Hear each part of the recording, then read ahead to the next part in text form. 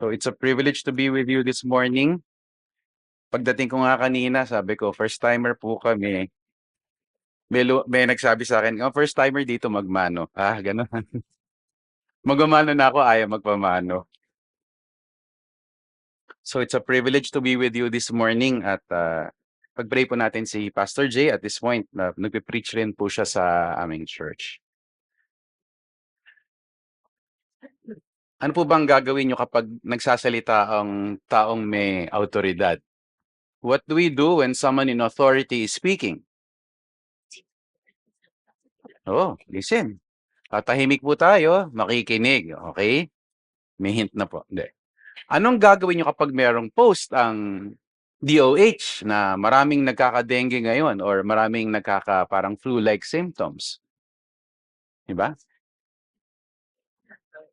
Maniniwala rin tayo doon, tapos mag-iingat rin tayo. Alamin natin kung ano yung mga guidelines.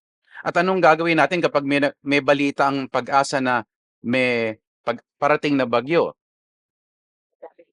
Naghahanda, di ba?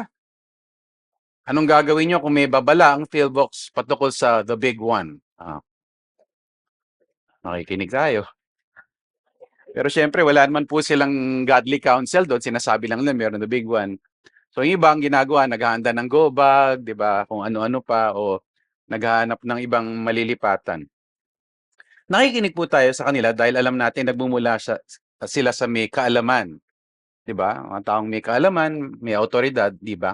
Hindi po natin binabaliwala ang mga mensaheng ito dahil maring may kinalaman ito sa ating mga buhay. Binibigyan po natin ng pansin ang sinasabi nila dahil kasi maapektuhan po tayo kung meron pong sakuna, hindi po ba? Pinahalagan po natin ang mga pinamamalita nila dahil merong pahayag, merong babala, merong warning patungkol sa panganib o kapahamakan sa atin. Gusto rin nating malaman kung anong maaari nating gawin para makaiwas sa sakuna, para maging ligtas. Diba? Inisip rin po natin ang kailangan natin para hindi tayo mapahamak. Ano naman po ang gagawin natin kung nagsasalita ang Diyos? Kung Diyos na po nagsasalita,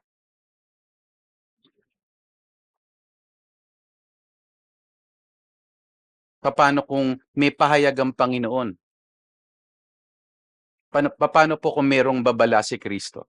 If the warnings are already coming from God's word, what do we do? Diba? Dapat po natin pakinggan, hindi po ba? Dapat po natin bigyan ng pansin, hindi po ba?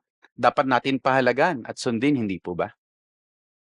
Kung meron sinasabi ang Diyos sa kanyang salita sa banal na kasulatan sa Biblia, dapat lang po natin itong alalahanin. Importante po dapat sa bawat isa sa atin ang katotohanang nangungusap ang Panginoon sa atin. That's a very wonderful thing to consider. God speaks, hindi po ba? God speaks. And that means so much to us who have come to understand that. Kasi hindi ka na manghuhula kung anong paniniwalaan ko. Di ba? Hindi na natin isipin, paano ba to? Paano ba yan? Kasi meron ka ng karunungan mula sa salita ng Panginoon, hindi po ba? Panghahawakan mo yon. May katiyakan doon, may kasiguruhan. Kaya dapat po nating pag-isipan yung mga bagay na to. Mas importante, mas mahalaga sinasabi ng Diyos sa Biblia kaysa sinasabi ng DOH, Pag-asa, PhilBox, Congressman, Senator, o Presidente. Bakit po? Sinasabi na po natin na dahil nagpapakilala o nagpapakahayag sa Biblia ang Diyos. Isa pa po, napaka-importante po ng Bible dahil meron po itong babala na meron pong panganib. Meron kapahamakang higit pa po sa bagyo, sa baha, sa lindol, sa salot, at kailangan po natin paghandaan ang darating na sakuna. There is a greater and more imminent danger to each and every one of us. Kaya dapat po natin pag-isipan at pag-usapan ng maigi ang hindi lamang yung nilalaman ng salita ng Diyos. Not just the content of God's word, no. Dapat po nating ayusin yung ating saloobin, our attitude towards God's word. Let me ask you, what is your real attitude towards God's word? Ganito po. Kasi inisip natin, mayroong paggalang, may pagkilala. Ganito po. Aanihin po ba natin ang sermon ni Pastor Alayo na pala, di ba? Aanhin po ba natin ang sermon ni Pastor? Halimbawa, pakinggan po natin, di po ba? Di po natin tutulugan. Di po ako nagpaparinig. Sinasabi ko lang po na kung pinalagaan po natin, makikinig po tayo. Pero hindi po yun eh. Pagkatapos po natin makapakinig, aanhin na po ba natin yung ating napakinggan? What will we do with what it is that we've heard? Sabi nung iba, syempre po, unawain natin, di ba? Siguro pagbubulay-bulayan natin. Pero pagkatapos nun, ano na po? Mahalaga po yung katanungang ito dahil minsan, o kung hindi minsan, madalas, hindi po tayo nakahanda. We have not prepared ourselves for the time in God's Word. Whether it is listening to preaching dito po sa church, or hindi po tayo naghahanda mentally doon sa ating Bible study groups, sa cell groups, or sa ating personal devotions. Hindi po tayo naghahanda eh. Ano po bang paghahanda yung tinutukoy ko? Kasi hindi natin nasasaisip ang dapat nating gawin sa ating napakinggan. Kaya naman hindi natin lubos na mapakinabangan ang katuruan. Siguro meron pong nag-iisip, hindi ko lang alam, baka may nag-isip sa inyo. Parang baliktad yata yung sermon ni Pastor Oscar.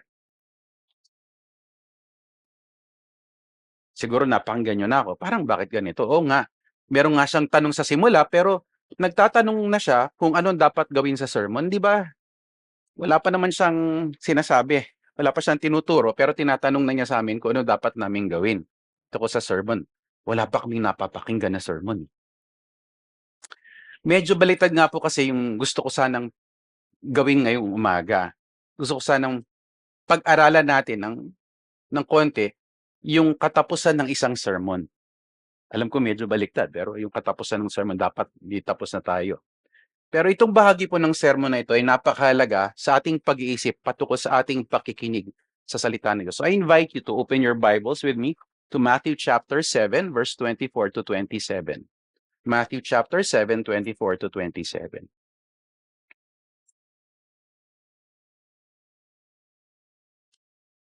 Very familiar po sa atin to. Matthew 7, 24 to 27. Jesus said, "Everyone then who hears these words of mine and does them will be like a wise man who built his house on the rock. The rain fell, the floods came, and the winds blew and beat on that house, but it did not fall, because it had been founded on the rock. And everyone who hears these words of mine and does not do them will be like a foolish man who built his house on the sand. And the rain fell, and the floods came, and the winds blew and beat against that house, and it fell. And great was the fall of it." Mula po sa Matthew chapter 5 verse 3 hanggang dito po sa dulo ng Matthew 7:27, mababasa po natin yung tinatawag na Sermon on the Mount. Sermon on the Mount po. Makita po natin yung pagkakataon ng pangangaral sa mga unang talata ng Matthew chapter 5. Matthew 5 verse 1 to 2. Sabi po doon, "Seeing the crowds, he went up on the mountain, and when he sat down, his disciples came to him. And he opened his mouth and taught them, saying," mahalaga po yung huling bahagi ng verse 2. He opened his mouth and taught them, saying. Ayon pa kay Thomas Constable, yung pagbuka po ng bibig para magturo ay isang sawikain o kasabihan, an idiom sa bagong tipan.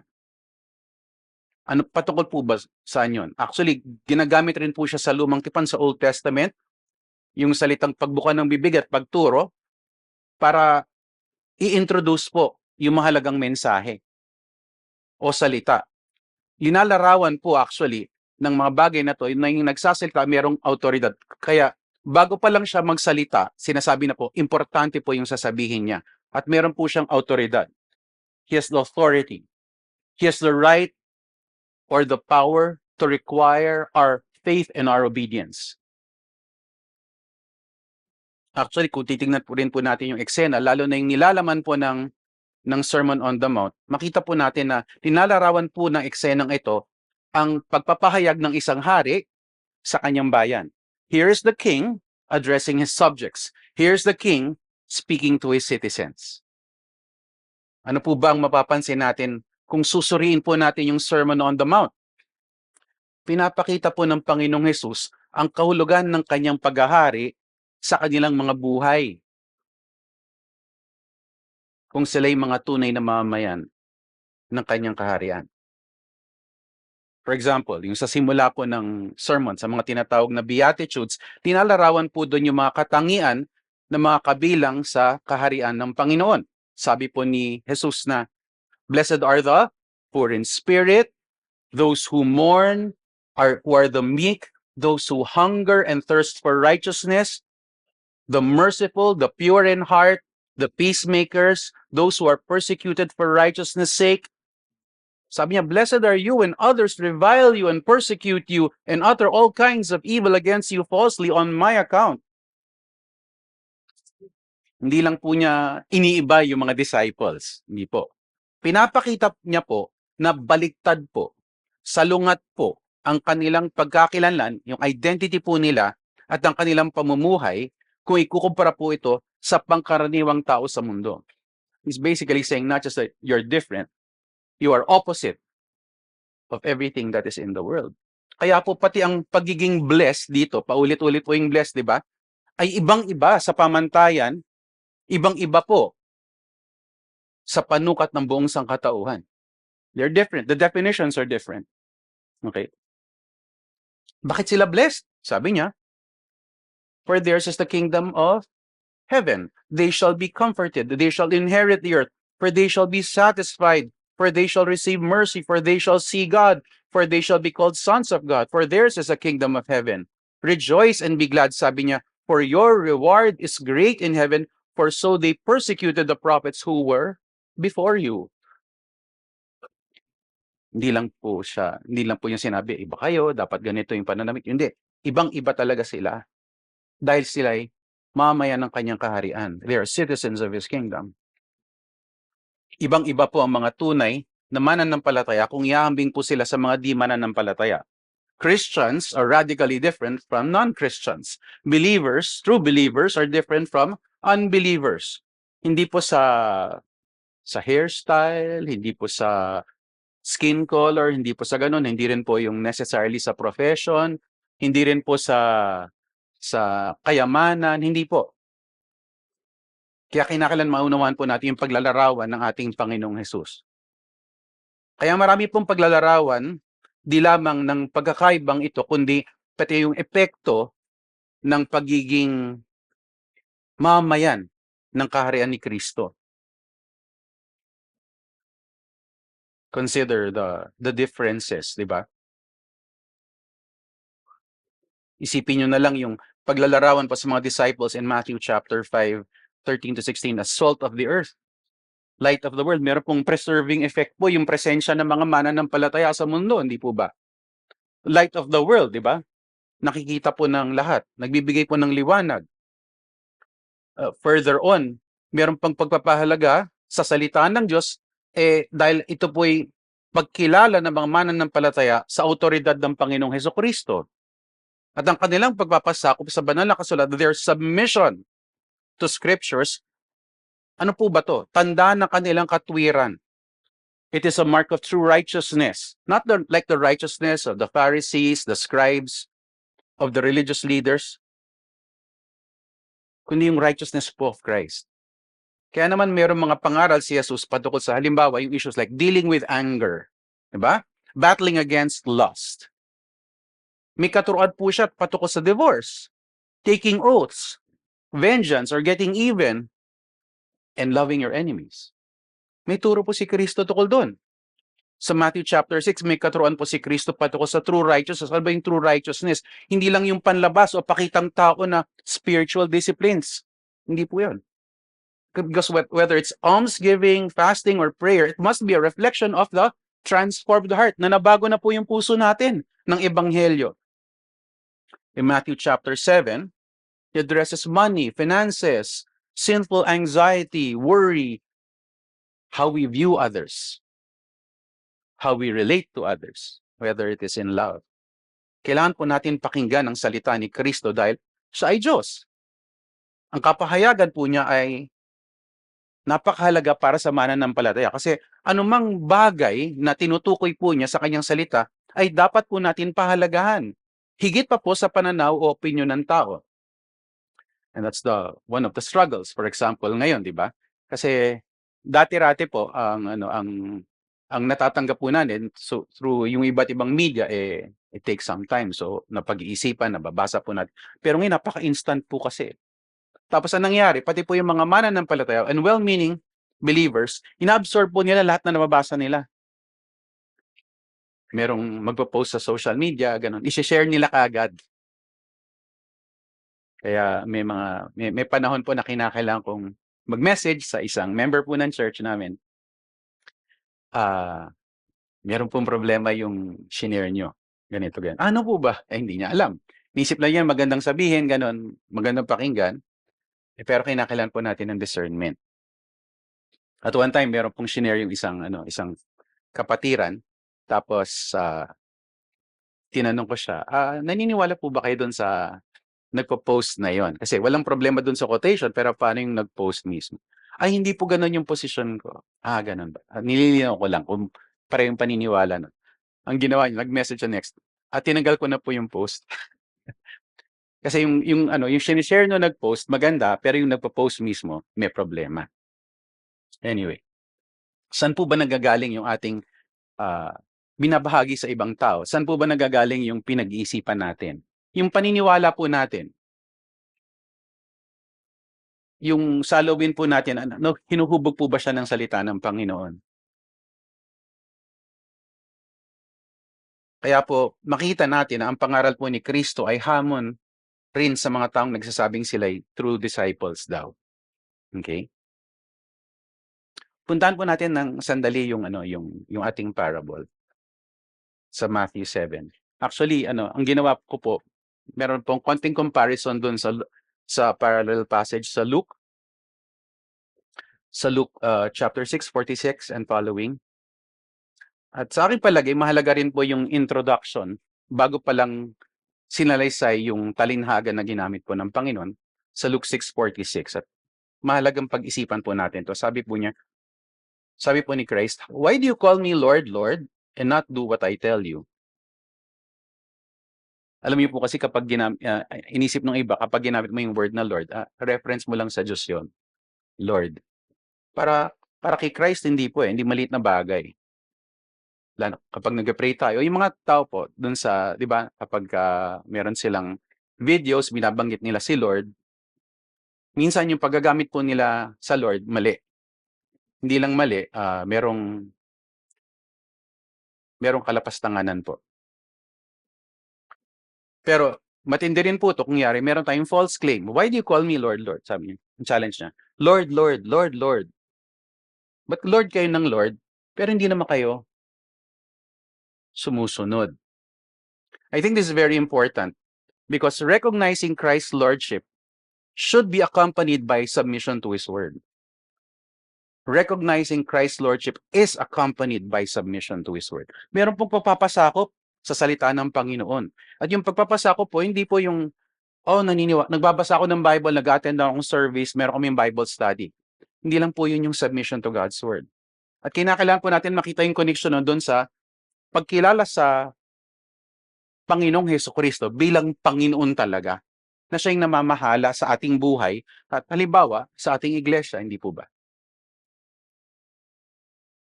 Why do you call me Lord, Lord? Why do we call Him Lord? Siguro, pag-isipan po natin yon. Bakit po ba ganun? Tawag natin sa Kanya Panginoon na parang yun yung pangalan niya.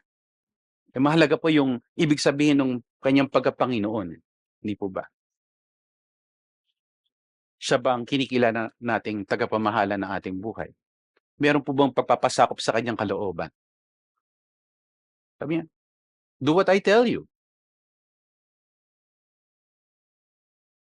Then look at Matthew 7:24. Everyone then who hears these words of mine and does them will be like a wise man who built his house on the rock. Dun sa parallel passage po sa Luke 6, Sabi niya, everyone who comes to me and hears my words and does them, I will show you what he's like. Ganito siya. It's like a man building a house who dug deep and laid the foundation on the rock. Malapit po sa akin to kasi for the past few weeks, naghahanda po kami para sa children's program. May presentation po kasi nagkaroon po kami ng missions program, outreach, sa mga outreach po namin. Isa po sa Tondo, yung pangalawa po, kahapon po sa Nabuklod.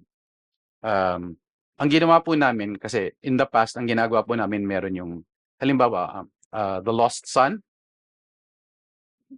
role play po ang ginawa namin para i-communicate rin po yung truths ng gospel. This time, ginawa po namin itong Two Builders. Kaya medyo napag-iisipan ko po yung passage na to, paulit-ulit, binabasa siya, tapos napapakinggan ko rin, nababasa ko rin yung sinasabi ng iba. At napaka-importante po nito kasi madalas po kasi kapag sinishare po natin yung gospel sa ibang tao, di ba? Sinishare po natin yung gospel. Sinasabi natin sa kanila kung sino ang Diyos, banal na Diyos, lumikha sa ating lahat, at meron po siyang banal na kalooban, may kautusan po siya na dapat sundin ng lahat. Hindi lang po ng mananampalataya, kundi lahat ng tao. Tapos, tinalatag po natin yung katotohanan ng ating pagiging tao, ng buong sangkatauhan, hindi po ba? Na nilikha tayo sa wangis ng Diyos at hindi lang yon, dapat tayong sumunod sa kanyang kalooban. Pero ang problema nahulog po tayo sa kasalanan kasi nasa ilalim po tayo ng pamumuno ng ating ulo na si Adan. In his fall, we all fall.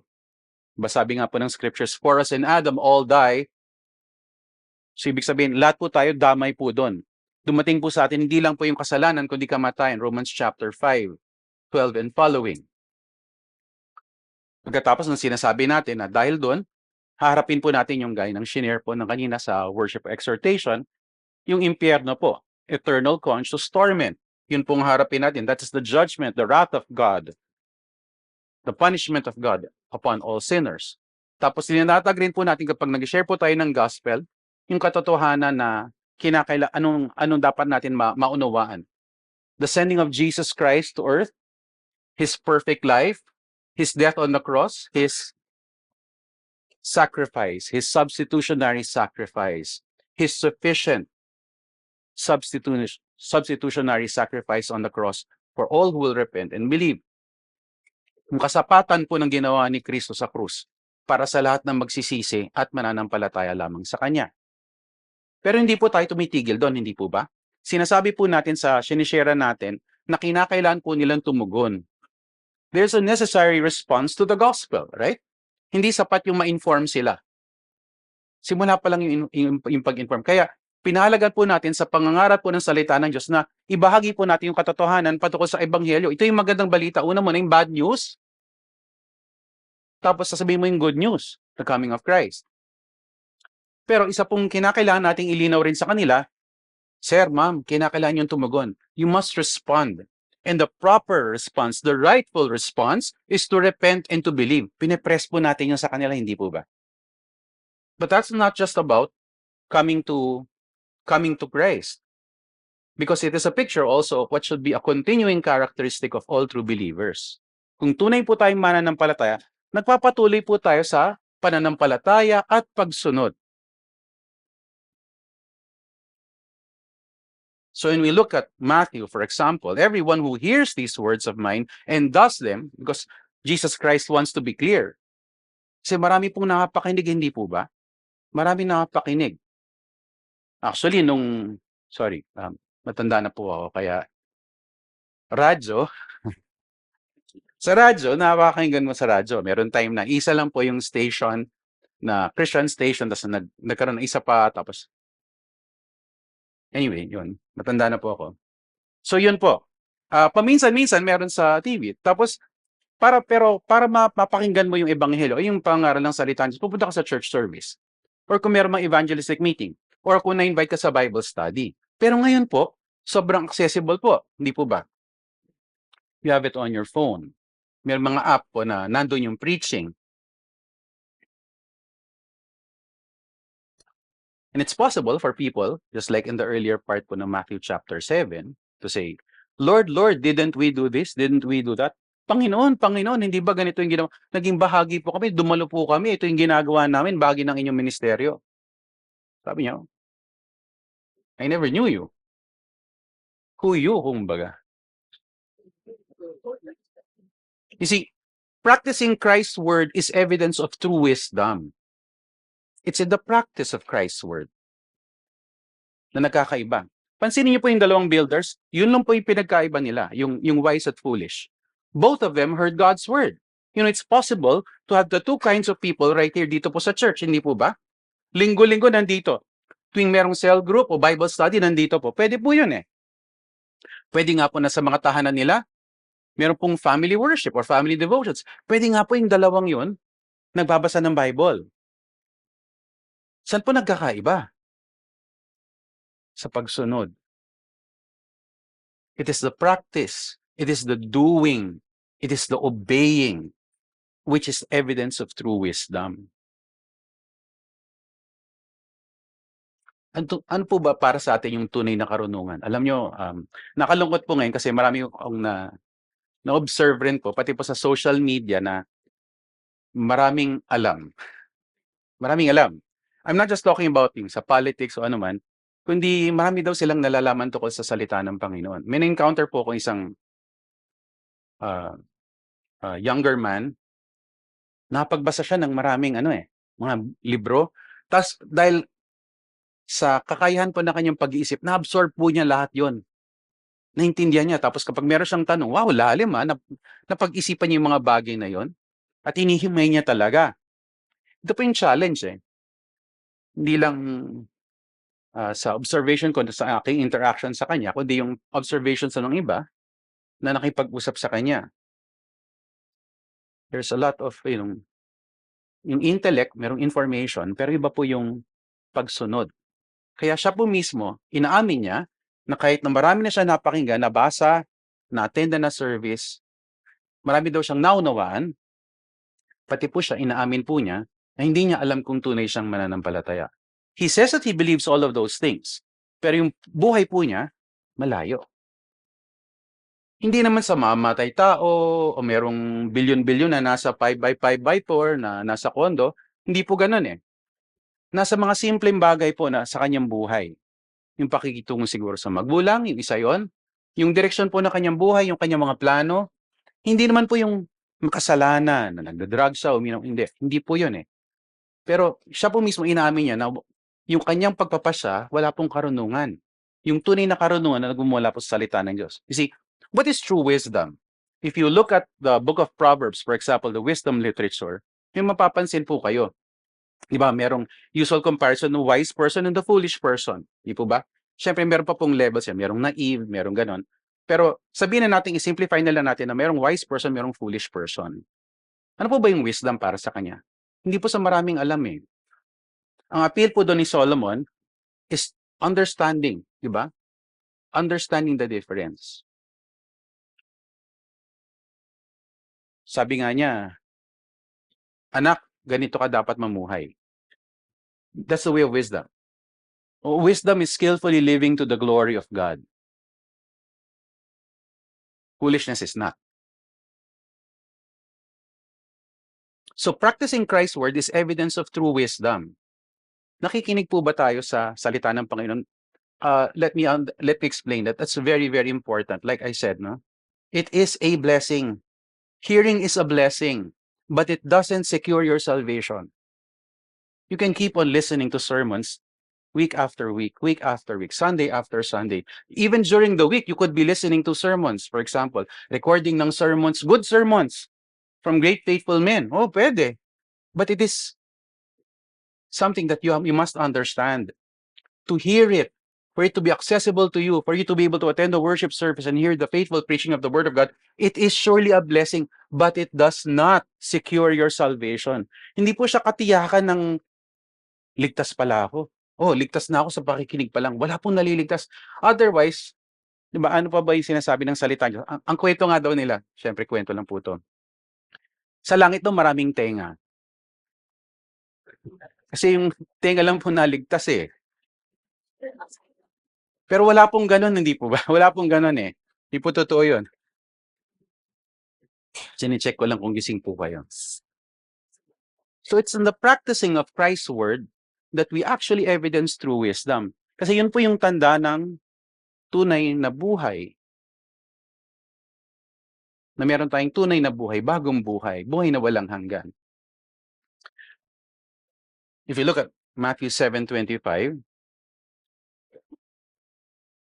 the Lord Jesus Christ continues the parable, and the rain fell, and the floods came, and the winds blew and beat on that house, but it did not fall because it had been founded on the rock. Actually, ganun na ganun rin po yung yung pagsalaysay doon sa isa pa. Ito po yung paglalarawan ng Panginoong Hesus sa taong matalino, yung tunay na may dunong. Hindi po yung hindi po yung ito po yung wise person, hindi po yung wais. Iba yung wais sa atin, di ba? Yung wise parang may diskarte. Okay, iba po 'yon. Yung nakakakilala po sa Panginoon, nakaunawa po ng kanyang salita at gumagawa po. Did you notice how similar verse 25 and 27 are? The rain fell, the floods came, the winds blew and beat on that house, beat against that house. Doon po sa unang pagkakataon, yung kay Mang Matalino po, yung kay Mang Matalino, it did not fall because it had been founded on the rock. You know, if there was a lot of rain, if the flood rose, if the stream broke against that house, it could not shake it. Because the house is well built. Bakit po? May pundasyon. Yung pundasyon po nung bato. Yung pagsunod po sa salita ng Diyos. You see, obeying Christ's word provides true assurance, true security. Doon po manggagaling yun . I am not saying that we should work or obey so that we will be saved. Hindi po. Tanda po yon ng tunay na katiyakan yung ating pagsunod. Ebidensya po ng tunay na pananampalataya sa Panginoon yung pagsunod po sa kanyang salita, at yun rin po yung yun po yung katiyakan rin ng kaligtasan. Kasi, why do you call me Lord, Lord, and do not do what I say?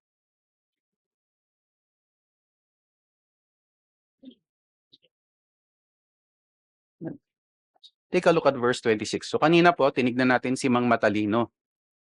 Ito naman po, tingnan natin si Mang. Okay, Mang. Ano po yung mas gusto nyo, Mang o hangal? Mabigat po yung salin, di po ba? Iba yung dating sa atin. Kasi kapag ginamit mo yung salitang fool or foolish man, okay lang, parang naintindihan natin. Pero kapag ginamit mo na po yung Mang o kay hangal, iba na po yung weight nun. Kasi iba po yung salin ng Tagalog Mabigat para sa atin. Bakit? Pareho lang naman, di ba? Fool, foolish, Mang, hangal. Pero kapag tinawag mo na hangal yung isang tao, iba yung bigat nun. Everyone who hears these words of mine and does not do them will be like a foolish man who built his house on the sand. Not rock, but sand.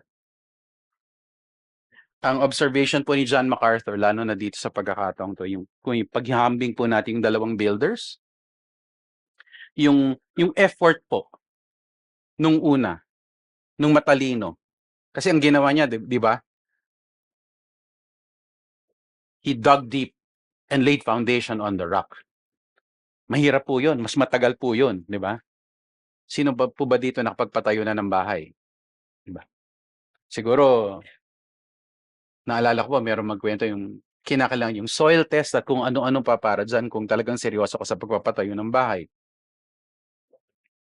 Mas magastos yun, di ba? Pero dito, walang ganun-ganun sa kanya. Walang ganun. Kahit na saan. Ni-imagine ko nga po dito na sa isang banda nandito yung bahay ni Mang Matalino, umukay po siya, tapos naghanap siya ng batong may tatayo, kung saan may tatayo yung bahay niya, yun yung pundasyon niya. Tapos ito, siguro nung simula, umikot siya, titignan niya yung lupa. Tapos nakita yung portion doon, merong buhangin, okay? Nakita ni Mang Matalino, nakita niya, hindi pwede dito, doon siya lumipat. Pagdating nung isa, siguro, imagine ko lang po, na dumating yung Mang, nakita yun, masyado mahirap yung ginagawa nun, dito lang tayo, kahit nasa buhangin, mas mabilis, mas madali, dito na tayo. Baka nga sa panlabas, parehong-pareho po yung forma ng bahay nila Pero ito, nakatipid daw, mas mabilis, naitayo, di ba? At parehong-pareho po yung bahay nila. Pwedeng gano'n yung imagination po natin. Parehong-pareho po yung bahay nila. Saan po sila nagkakaiba? Hindi po nakita do'n sa ano sa surface eh. Pwedeng parehong disenyo, parang pareho yata yung kinausap nilang arkitekto, o kaya ginaya na lang niya, "Oh, maganda yung bahay niya, gagayahin ko na lang." Baka hindi nag-effort ano? Parehong-pareho ang gagawin ko diyan. Ano ba yung mga materials mo? Ito yung ginawa ko. Hindi, pareho naman po yung standard yung materials sa ganun tinayo. Nagkakaiba po sila. Nagkakaiba po sila doon sa tinayuan po nila. Di ba? The one who hears and does not do them is like a man who built his house on the ground without a foundation. Wala pong pundasyon. Pero hindi po yung nakikita siguro sa pangibabaw. Kaya nga sinasabi ko kanina, pwedeng yung dalawang taong ito, nasa church po. Hindi ko po sinasabi na kayo yun, okay? Posible po. Posible po ito. Parehong dumadalo sa panahon ng pagsamba, parehong dumadalo sa Bible study, pareho pong nai-involve sa ministry. Siguro nagbabasa rin po ng Bible, kung mayroong book study, kung mayroong book reading, ginagawa po nila yon. Pareho po. Pero dito po yung pagkakaiba. The practice of the word, the doing of the word, the obeying of the word. And here, sinasabi ni Christ, here is the difference. Diba? There is a foolish man. At kinakailangan po natin magpasuri sa Panginoon kung ano po yung tunay na kalagayan natin. Am I wise or am I foolish? You see, failing to follow Christ's word is evidence of foolishness. Failing to follow Christ's word is evidence of foolishness. Kasi pwede pong marami tayong libro, Christian books, good Christian books, o baka rin po napakinig tayo ng magandang mga podcast or videos in YouTube, o kaya sinishare pa natin yon. Share tayo ng share. Ito, maganda tong clip na to. Ganito, ganyan. Itong magandang article na to, sinishare natin. Wala naman po problema. It's a good thing. But the problem is, yung before the Lord, ano sabi niyo? Why do you call me Lord, Lord, but you do not practice what I say? You do not do what I say. You don't obey my word. At yun po yung pinakita niya. Two ways to live. Here are two ways to live. Will you live with wisdom or will you live with foolishness? Tutularan po ba natin si Mang Matalino o si Mang Mangmang? Ano po ang pinagkaiba nilang dalawa? Yung pagsunod po, pagpapasakop po sa Panginoon. Pagkilala sa kanyang kautusan, sa kanyang kapamahalaan sa ating buhay. Pagsunod sa kanyang kautusan, sa kanyang salita. O, di bali na yun. Basta naintindihan ko, naunawaan ko, na parang yun na yung pagbabago. Hindi po yun ang tunay na pagbabago. Again, to fail to follow Christ's word is evidence of foolishness. Mabigat po ito, no? So, mabalikan ko po yung sinabi ko kanina. Hearing is a blessing, but it doesn't secure your salvation. In fact, let me go on further to extend it. Maaring sinasabi niyo pong tunay po kayong mananampalataya. I am a true believer and so forth and so on. But you're not pursuing obedience or holiness. What is your basis for saying that you're truly a believer? Ano po ba yung pinahalagahan natin dito? Ano ba talaga yung tunay na saloobin? What is our attitude towards God's word? I believe it po, it's God's word. I believe the Bible. I believe in the 66 books. I believe they're inerrant, they're infallible, they're inspired, they're authoritative. But what do you do about it? Kapag dumating na po kasi doon sa sa conflict at kung ano-ano pa ng ating yung gusto natin at saka yung sinasabi po ng Biblia, nagsa-struggle na po tayo. Lahat po tayo nagsa-struggle, pero ano po ba yung saloobin natin? Oh, mahirap to, pero ito yung kalooban ng Panginoon, dito ako. O kaya, naku, mahirap yan. Wag na lang. Wag na lang. Halimbawa, sa buhay mag-asawa po. Naku, ito na. Okay. Paano po ba yung pamumuno na panawagan po ng lahat ng mga lalaking asawa? Paano po yun? That loving leadership, di ba? That spiritual leadership na dapat po nating exercise. Brother husbands, I struggle with that too. Di ba? Paano naman po yung panawagan sa mga kababaihan, mga wives na magpasakop po sa kanilang mga asawa sa Panginoon? Kamusta po ba tayo do'n? Papaano po yung pang-araw-araw na ginagawa po natin? Papaano po ba natin pinapamuhay yung salita ng Diyos? Akala po kasi ng ilan, pinapamuhay mo yung salita ng Diyos kapagka umagang-umaga nakapagbasa ka ng devotions, nakapagbasa ka ng verse, tapos okey ka na. Yun na yung living in God's word. Hindi po gano'n yun, eh, 'di po ba? Or for example, alam rin po natin 'to 'no, kasi merong mga churches na sinasabi nilang ano, Bible believing church sila, yun ang inano, teaching the scriptures, teaching all of the scriptures, tapos kapag narinig mo, mukha namang Bible, puro Bible lang ginagamit nila, pero in actual practice and ministry, nasaan na po? Nasaan po yung pagpapasakop sa Panginoong Hesukristo sa mga bagay? Iba po yung ano, yung pagbabagong dulot ng kapangyarihan ng salita ng Diyos, hindi po ba? At iba yung talagang merong transformation at merong gusto natin maging biblical yung ating ginagawa dito. Bakit po ba importante yung mga bagay na yon? Ano bang sabi ng karunungan nanggagaling sa aklat ng Kawikaan, for example, in Proverbs? Sa Proverbs 35, sa Tagalog po muna. Bawat salita ng Diyos ay subok na totoo, siya'y kalasag sa kanila na kumakanlong sa Kanya. Ba? Bakit po parang ang katangian ng salita ng Diyos ay parang katangian rin po ng Diyos? Kung paano ang Diyos ay subok na totoo at mari po tayong manalig sa Kanya, ang salita rin ng Diyos, gano'n rin daw. Subok daw na totoo. Mapapanaligan. Meron po akong tanong dito sa Proverbs 35. Alin po ba ang kalasag ng mga mananampalataya? Ang salita po ba ng Diyos o yung Diyos? Alin po ba? Saan po ba dapat tayo manalig? Sa Diyos o sa kanyang salita? Ano po ba ang pinagkakaiba ng kumanlong tayo sa salita ng Diyos at kumanlong tayo sa kanyang salita o sa kanya mismo? Bakit po ba yung pagsampalataya sa Diyos ay pagsampalataya sa kanyang salita? Why do we find in scriptures that interesting way of laying it down? Di ba? To trust in God, to have faith in God, is to have faith in His Word. Ang katangian po ng banal na kasulatan ay katangian rin po ng Panginoong Diyos na siyang nagsalita nito. He has endowed His Word with His authority. So to believe His Word is to believe Him. Ganun po yung ginawa ng Panginoon. Pakinggan niyo po yung sinabi ni David tungkol sa salita ng Diyos in Psalm 138 verse 2. I bow down toward your holy temple and give thanks to your name for your steadfast love and your faithfulness. For you have exalted above all things your name and your word. Diba? Kung nagbabasa po kayo kay John Piper, to refer to God's name, it's to refer to His fame or His glory, He Himself. Pero above all things, your name and your word? Bakit ganon? No, para makita po natin yung ini-emphasize dito, pakinggan niyo po yung huling bahagi sa ibang version, sa ibang translation. Sabi doon sa iba, for thou hast magnified thy word above all thy name. Wow. For you have magnified your word according to all your name. Parang ganun.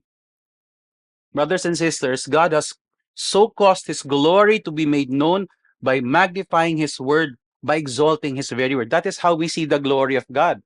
Ganun po yung ginawa ng Panginoon. Yung kanyang kalwalatian ay pinapahayag po niya sa pamagitan ng kanyang salita. Ang manalig po sa kanyang salita ay yung pananalig rin po sa kanya. Kaya po, para sa mga awit, there's no contradiction. Mapapakinggan po na yung psalm na hindi po siya nahihiyang ipahayag yung ganito. Oh, how I love your law. It is my meditation all the day. Paulit-ulit, I love your law, I love your law. And then sabi pa niya, great peace have those who love your law. Nothing can make them stumble. Bakit ganon? Di ba dapat mahalin lang natin si Lord? Nabigla ako kanina doon sa inawit niyo. I've never heard this song before. And I was stunned by the lyrics, Holy words long preserved for our walk in this world. They resound with God's own heart. Oh, let the ancient words impart. Words of life, words of hope, give us strength, help us cope. In this world, where'er we roam, ancient words will guide us home. Ancient words, ever true, changing me and changing you. We have come with open hearts. Oh, let the ancient words impart. Holy words of our faith handed down to this age came to us through sacrifice. Oh, heed the faithful words of Christ. Ganun yung panawagan ng Panginoon. Hindi sapat yung maraming tayong alam tungkol sa Bible, nilalaman ng Bible o kaya sa doctrine. Mahalaga po yun. Pero hindi po sila sapat. Hindi po nababago yung buhay dahil marami kang nabasa, marami kang narinig, marami kang naunawaan. Kinakailan po yung pinapamuhay po natin to, sumusunod po tayo, nagpapasako po tayo sa salita ng Panginoon. Paulit-ulit pong nasa sa Psalms na binanggit ko kanina, yung iniibig ko yung kautusan. Kaya naman po, inutos ni Joshua sa bayang Israel in Joshua 22:5, only be careful to observe the commandment and the law that Moses, the servant of the Lord, Yahweh, commanded you. Doon po sa kautusan ng Panginoon, ano pong makita natin? To love the Lord, your God, to walk in all His ways, and to keep His commandments, and to cling to Him, and to serve Him with all your heart and with all your soul. Ano po bang natutunan ng bayang Israel sa kautusan ni Moises na binanggit ng Panginoong Hesukristo? What is it that Israel should have learned that the Lord Jesus Christ during His temptation pressed on to? That man does not live by bread alone. That man lives by every word that comes from the mouth of the Lord. Brothers and sisters, do we understand this? Pinahalagan po ba natin to? Alam niyo po, pati po sa Psalms, ano po ba yung kauna-unahang Psalm? Psalm chapter 1. Sino po ba nakamemorize ng Psalm chapter 1? Diba? Interesting. Blessed is the man who walks not in the counsel of the wicked, nor stands in the way of sinners, nor sits in the seat of scoffers. But his delight is in the law of the Lord, and on his law he meditates day and night. He's like a tree planted by streams of water that yields its fruit in season, its leaf does not wither, and all that he does, he prospers. No, maganda yung pinapansin natin, di ba? He meditates on God's law, on God's word, on God's revelation day and night. Pero yung unang-unang bahagi, unang-unang verse, unang-unang talata po, importante. Who is this blessed man? The first description is how he lives. And it is contrasted with living as one who is just simply in the world. Sabi niya, walks not in the counsel of the wicked, stands not in the way of sinners, doesn't sit in the seat of scoffers. Yung paraan po ng pamumuhay niya, talagang salungat, kakaiba po sa pamumuhay ng mga taong nasa mundo. So right there is the mark of wisdom. He lives according to God's word. He obeys God's word. He believes what God's word. He trusts in God's word. Here is conformity to God's word. Following God's word. Practicing God's word. Kaya nga po siya blessed man eh. Because even from the very beginning, the delight of his heart, nabago na po yung kanyang puso ng salita ng Panginoon. That is why he desires to meditate on God's word day and night. And that is why he also sees the blessing of God in his life. At yung contrast po, dun sa susunod, parang version na rin po ito nung nung Matthew 7:24-27. Merong wise man, merong foolish man. But here, he is described as one who is wicked. The wicked are not so, sabi ng psalmist, but are like chaff that the wind drives away. Therefore, the wicked will not stand in the judgment, nor sinners in the congregation of the righteous. The Lord knows the way of the righteous, but the way of the wicked, ito po mabigat, will perish. Merong kaparusahan. Naintindihan po ba natin that there are really two ways to live? You either live with wisdom or you live in foolishness. As hindi lang po yun. Akala po kasi na iba, kapag binasa mo yung parable of the two builders, ang ibig sabihin lang po nun, kapag hindi ka sumunod sa sinasabi ng Panginoong Jesus, magugulo yung buhay mo. Siguro kung meron kang mga plano sa buhay mo, hindi ka magsasucceed, parang magiging mahirap yung buhay mo, magkakasakit ka, o kaya yung business na gusto mong simulan, hindi siya magpa-prosper, o magkakagulo sa pamilya mo, ano man.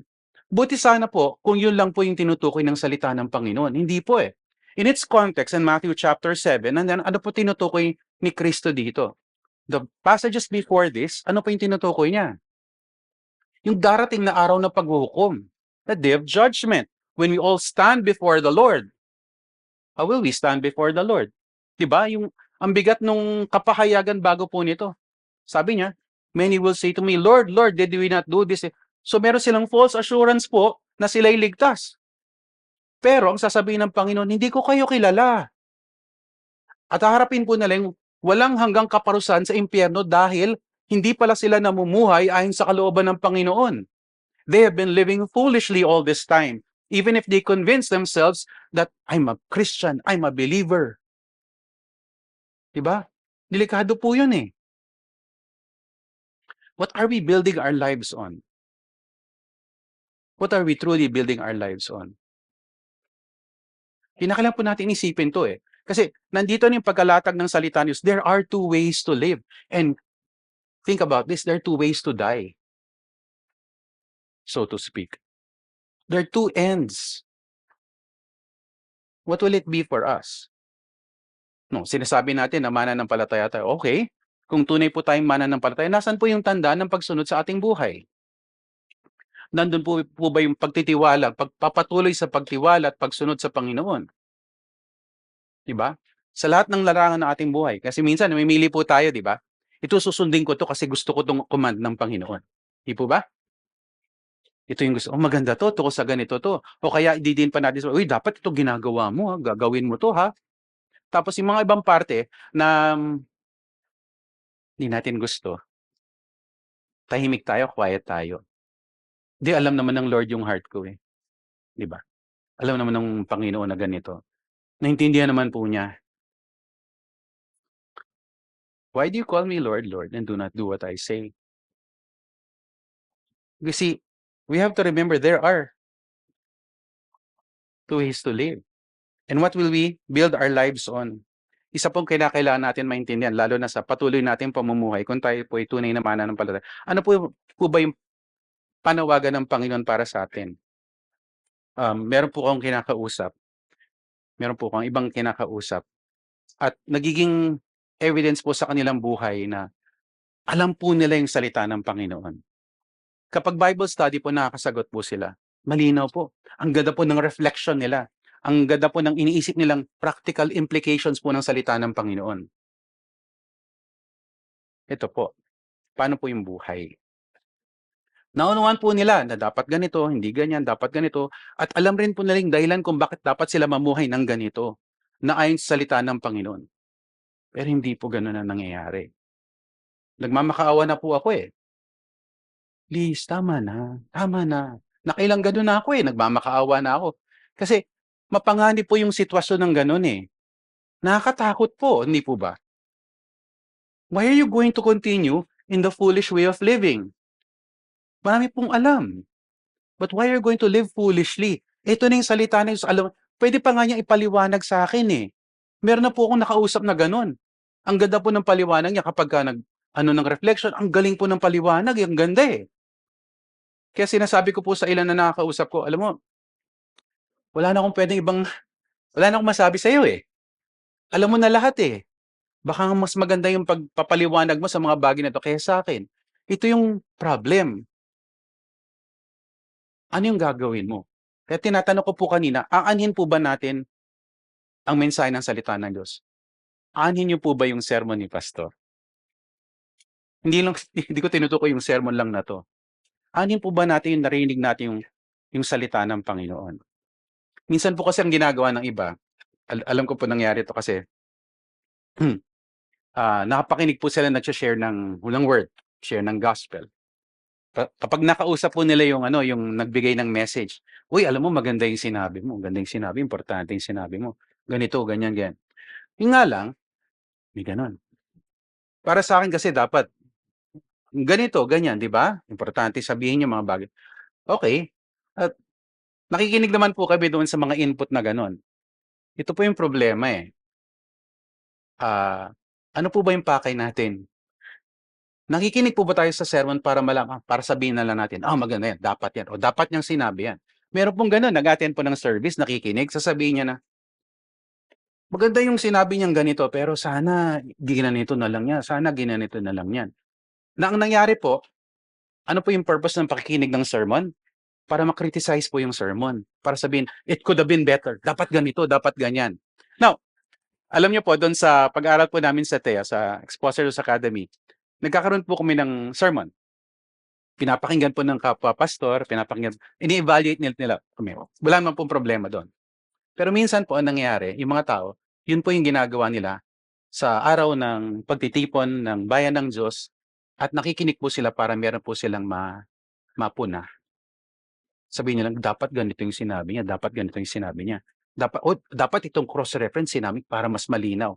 Pero ano po nangyayari? Wala pong pamumuhay ayon sa salita ng Panginoon. Ano po ba yung saloobin natin? What is my attitude towards the hearing of God's word? You know, if there's faithful teaching of God's word, that's God's word. Isa pong gusto ko pong i-share rin. Parang sermon within a sermon po. In Jeremiah chapter 36, kung babasahin niyo po, nakamangha po ito eh. Yung sinabi po ng Panginoon sa kanyang propeta, na sinulat po ng kanyang propeta, na pinasa po sa magdadala ng mensahe, na binasa po na magdadala ng mensahe, lahat po yun salita ng Diyos. At preserve po ng salita ng Panginoon na kanyang salita. Kahit nang ginawa po ng hari at sa kanyang mga opisyal, parang gusto nilang sunugin, sirain yung nilalaman ng banal na kasulatan, ang pahayag po ng Panginoon na sinulat po ng propeta, na napakinggan po ng propeta, sinulat po niya, at pinasa po niya para basahin ng isa pang tao. Yun po yung salita ng Diyos at dapat pong pakinggan. Pero kung tayo po, wala po tayong banal na takot sa proseso po ng Panginoon na nangungusap po siya sa pamagitan po ng pagpapahayag ng kanyang salita, tayo po ay mapapahamak. Kasi hindi naman yun. Parang hindi ko gusto yung tawa ni pastor eh. Hindi gusto yung nadidistract ako ng damit niya eh. Di ba? O kaya bakit kaya ganun yung sinabi niya? Ang pangit naman ng grammar. Tapos ita-turn off mo yun. Okay. Now, ano po ba nangyayari? Nagiging distraction po sa atin yun dun sa kinakailangan po natin gawin. Pakinggan po yung salita ng Panginoon at ipamuhay po yung salita ng Panginoon. Huwag po natin idadahilan na, di kasi dapat ito yung ginamit niya na preposition. Wow! Hindi kasi, pastor, kapag faithful po na exposition ng Word of God, kinakailangan pati yung grammar perfect po. Okay, ikaw na. Ba?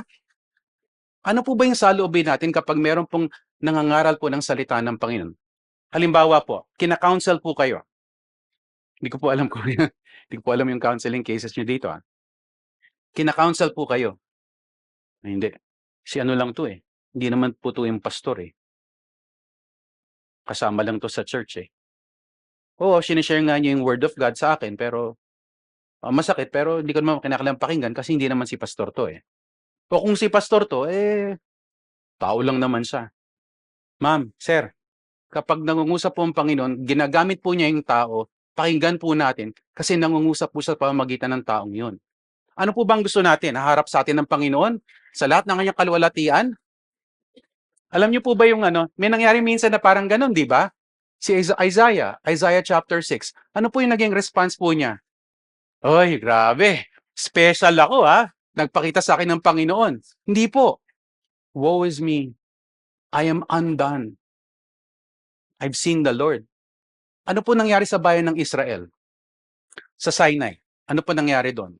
Nung 'di ba, merong nangyari doon sa bundok, nagmakaawa sila kay Moises. Sabi nila, Moses, ikaw na lang kausapin ni Lord. Ayaw namin mapakinggan yung niya. Ikaw na lang magsabi sa amin.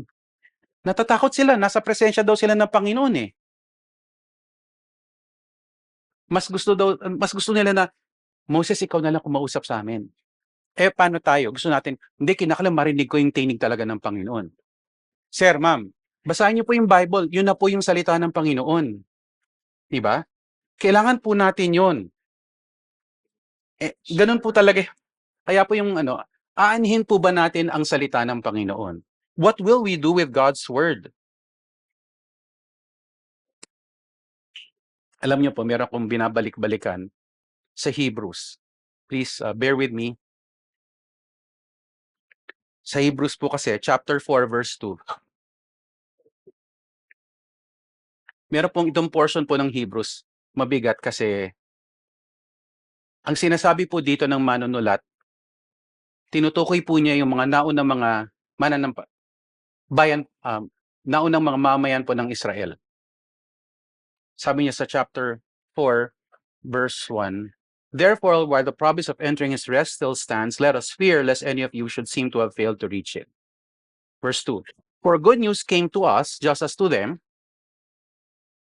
but the message they heard did not benefit them because they were not united by faith with those who listened."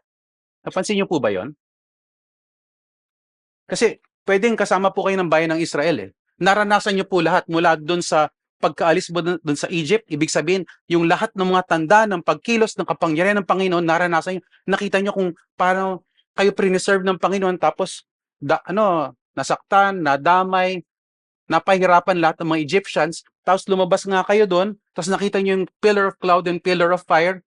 Tapos tumawid kayo doon sa dagat na pula, tapos nakita mong linunod, pinatay lahat ng mga sumunod sa inyo Egyptians. Pero anong nangyari po dito?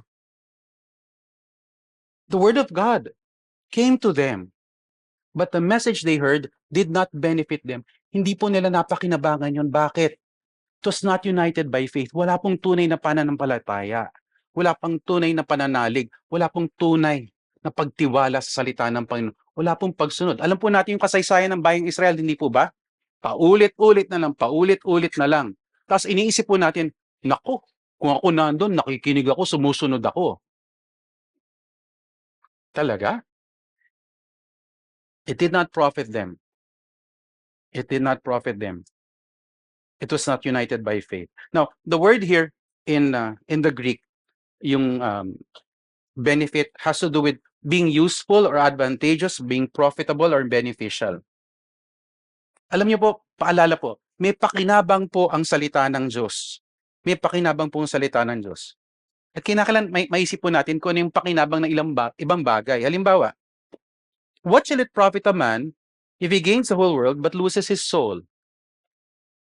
Minsan po, ganun po yung gusto natin, di ba? Gusto kong mapakinabangan yung mundo.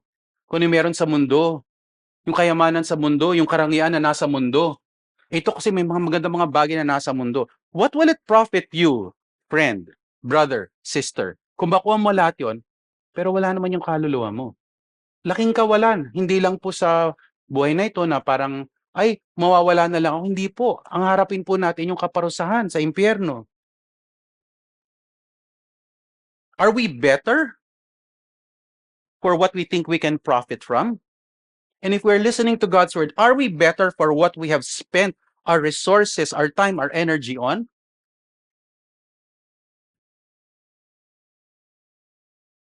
Sabi nga ng Panginoon, the flesh profits nothing.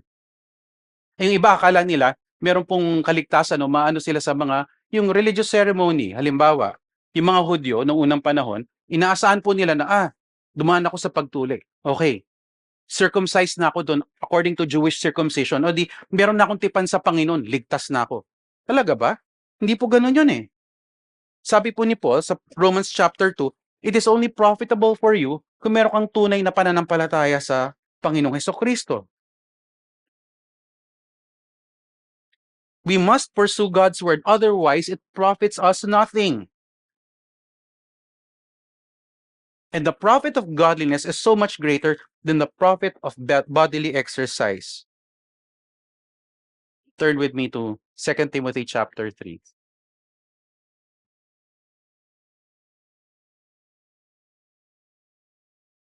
This is how we profit from God's word. 3:16 to 17. All scripture. We can profit from all scripture. Why? All scripture is breathed out by God. Breathed out by God. Hininga po ng Diyos. Galing po talaga sa Kanya. Tapos sinabi niyang profitable. O dahil yun yung likas po sa salita ng Panginoon, kinasihan po ng Diyos, it is profitable. It is advantageous. It is useful for these things. First of all, teaching. Ano po ba yung teaching or doctrine? Una po, kung ano dapat nating paniwalaan, maintindihan. Tungkol sa mga bagay-bagay, dapat po nating paniwalaan. Ikalawa, teaching also has to do with instruction. Ano po yung dapat nating gawin? Paano dapat tayo mamumuhay? The next thing is reproof or rebuke. Para saan po ba to? Kasi meron tayong maling pinaniniwalaan, hindi po ba? Kinakailangan po natin talikuran yan. At sinasabi po ng salita ng Diyos, kuning mali sa ating pinaniniwalaan.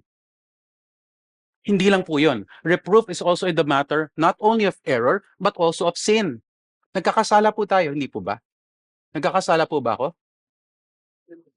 Amen po. Laks naman ng amen. Ba? Pero amen po. Hindi po ba? Bakit po? Kasi ibig sabihin, yung pagiging makasalanan na nasa aking laman, kinakailangan pa po yung proseso ng pagpapabanal ng Panginoon. It requires sanctification. And I'm far from perfect. But if we're going to pursue righteousness, this is what we need. So hindi lang po yung maling pag-iisip, maling paniniwala, kundi yung maling kaugalian, maling ginagawa. Kaya kinakailangan po natin ng reproof or rebuke. And then correction. Ibig sabihin po, hindi po sapat na alam natin, ito, mali pala yung iniisip ko, pininiwalaan ko, maling ginagawa ko. Kinakailangan maituwid. Winawasto po tayo ng Panginoon para gawin na po natin kung ano yung tama. Para paniwalaan po natin kung ano yung tama ayon sa kanyang salita at gawin na po natin kung ano yung tama ayon sa kanyang kautusan. And that's how you come to training in righteousness. Paano po ba tayo nasasanay sa katwiran? Yung paulit-ulit po na proseso na merong teaching, rebuke, correction, teaching, rebuke, correction, teaching, rebuke, correction. Tapos, ano nangyayari? We are trained in righteousness. Nasasanay na po tayo sa katwiran. Mamuhay ayon sa katwiran. Mag-isip ayon sa katwiran. The purpose of that the man of God, and may I say, the people of God, may be complete, equipped for every good work. Yun po yung pakinabang ng salita ng Panginoon. Para sa atin po, para sa kabutihan po natin, para makita po natin yung kaluwalhatian ng Diyos, para lumakad po tayo ayon sa kanyang kalooban. How good is God that He speaks?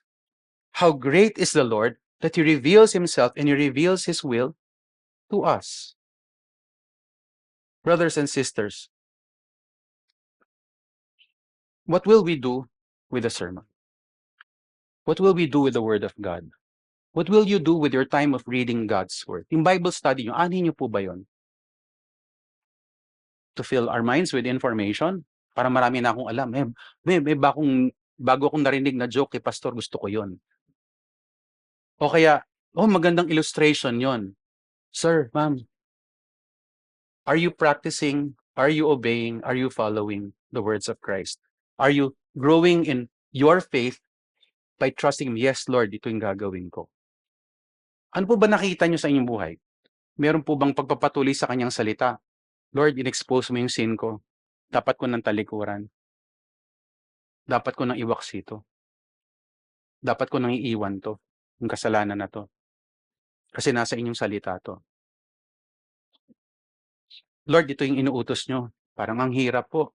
Pero susunod po ako, gagawin ko po to. Kasi gusto ko po yung pinangako nyo na mauhubog po ako sa wangis ni Kristo. At nais ko yung buhay ko maging kalugod-lugod sa inyo. Ganun po ba tayo? Are we recognizing Christ's Lordship by truly submitting to His Word?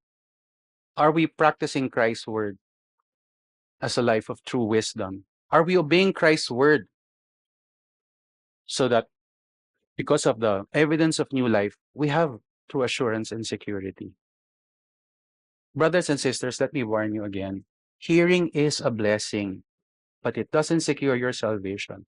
Hearing is a blessing, and it doesn't secure your sanctification either. Bow your heads and pray with me.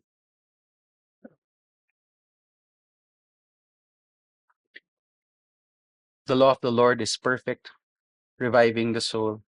The testimony of the Lord is sure, making wise the simple. The precepts of the Lord are right, rejoicing the heart. The commandment of the Lord is pure, enlightening the eyes. The fear of the Lord is clean, enduring forever. The rules of the Lord are true and righteous altogether.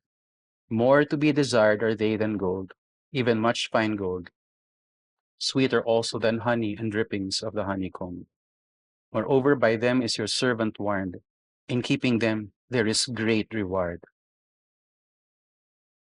Panginoon, patawarin niyo po kami dahil hindi po namin napag-iisipan o pinaniniwalaan yung pangako po ng inyong salita na meron pong tunay na pakinabang sa pagsunod sa inyo. Ninanais po namin yung mga bagay na nasa mundo, na hindi po namin nakita yung kadakilaan ng kayamanan ng inyong katotohanan, na higit pa po itong inyong salita para sa aming mga buhay. Narito po yung inyong katwiran. Narito po yung paglilinis ng aming mga kaluluwa. Narito po yung tunay na kagalakan para sa aming mga puso. Narito po yung tunay na kaliwanagan para sa aming mga mata. Narito po yung tunay na karunungan dahil kami po'y mangmang. Baguhin niyo po yung aming mga puso, Panginoon. Grant us revival of the soul. Lord, remind us it's not enough to be hearers. We must be doers of your word. Help us not to continue in self-deception. Akala namin, oo, matuwid na kami kasi marami kaming alam sa inyong salita. Maging tunay na panawagan po sa aming mga buhay. Maging conviction po namin. Resolve po namin, Panginoon, ang sumunod dahil ito po'y bunga ng tunay na pananampalataya sa inyo. O Diyos, kung hindi po kami namumuhay ayon sa inyong salita, magpasuri po sana kami sa inyong banal na spirito. Kung hindi po tunay ang aming mga pagsisisi, ang aming pagsunod, hindi po kami gaya ng matalino na tinatayo po yung buhay sa bato ng pagsunod sa inyong salita. Pagkalooban niyo po kami, Panginoon, ng pusong nagsisisi, pusong nananalig sa kasapatan, sa kaganapan, sa kadakilahan po ng Panginoong Hesus, ang aming Panginoon na tagapagligtas. Kami po inanalangin sa kanyang pangalan. Amen.